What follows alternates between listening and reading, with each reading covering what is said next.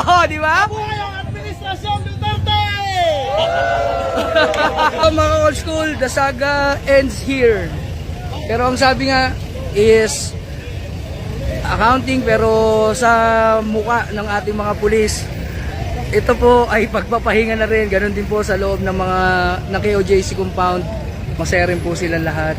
So, alisan na po lahat dito ng mga pulis. Tapos ang miyembro po ng KOJC ng katedral, sila po ay nag-iiyakan at habang nagdarasal.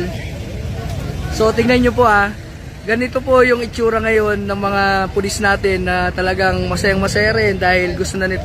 Ayan po sila, sir. Ayan, sir, magandang gabi. Ayan, talagang masayang-masaya na sila. Diba?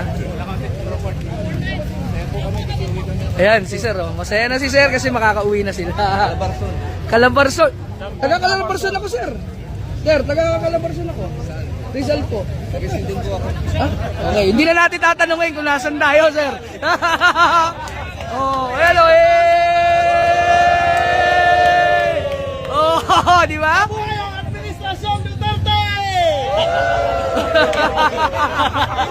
Ito na. Gusto yata. Sir, di ba may uhulihin pa kayo mga vlogger? Unahin nyo na to, sir. Hinuli ba kayo? Hindi, sir. Wala. Walang hinuli, walang Wala. hinuli. Napaka libre kami. Kaya maraming salamat, sir. Galing YouTuber, sir. Galing Maynila pa. Pumunta talaga dito para i-cover ang katotohanan, sir. So, kami. Ano naman sa'yo, sir, di ba? Biruin mo nga, Calabarzon nga yung grupo nila. Calabarzon. Lalaya naman kayo. Oo. Ito po kami mga grupo ng Calabarzon Boys.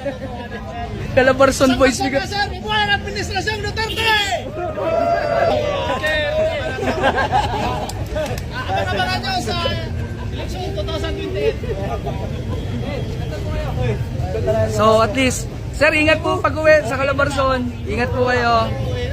Ang saya nila, no? Kita kayo ngayon. Hey! Di ba? So mag-ingat po kayo.